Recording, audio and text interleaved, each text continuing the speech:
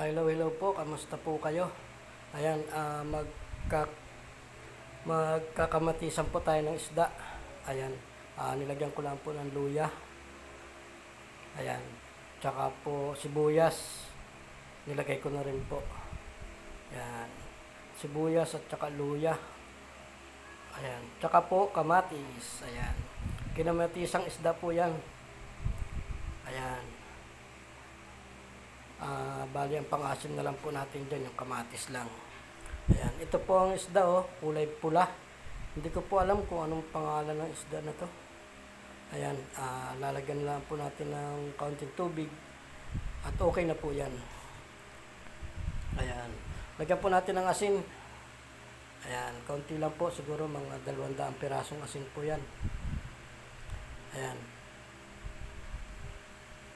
tsaka po bitchin, mga 50 pieces na bitchin. Ayan, 50 pirasong bitchin lang po yan.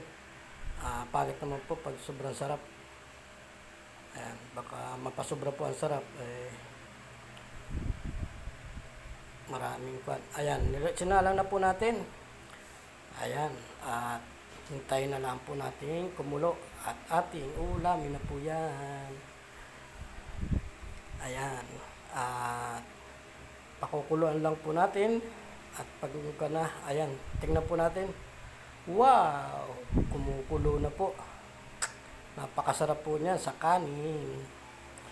Pamiyado, parami na naman po ang kain ko nito. Ayan, kinamatisang isda po yan. Napakasarap po niyan. Sabaw pa lang ulam na. Ayan po, tingnan nyo. Sariwa-sariwa po yan nung nabili ko. Mura lang naman. Halagang 100. Ayan. Ayan, tinignan ko na po uli. At ating titikman. Tikiman time. Kasi mahirap po pag hindi natin tinikman. Okay. Pwede na po yan. Dinagdagan ko pa po ng kaunting asin kasi masyadong matabang-tabang. Ayan, kaunti lang po. Siguro mga 20 pirasong asin yan. Ayan. Dinagdagan ko lang po, masyadong matabang-tabang eh. Pangit naman po pag medyo matabang-tabang kasi pangkanin po yan. Hindi naman po papulutan. Ayan, dinagdagan ko lang po kaunting sabaw para kaunting asin. Ayan, okay na po yan, sauce, napakasarap po niya sa kanin. Ayan, kukunin lang po natin ng kaunting sabaw. Ayan, at nilagay ko na po yung siling green para po may kaunting hanghang. Ayan. Ayan po, tingnan nyo. Lulutuin lang po natin dyan yung siling green. At ahawin na rin po natin yan. Hindi na po natin pagtatagalin yan. Ayan. Pag naluto na po, ayan po, tingnan nyo. Nagamantika-mantika.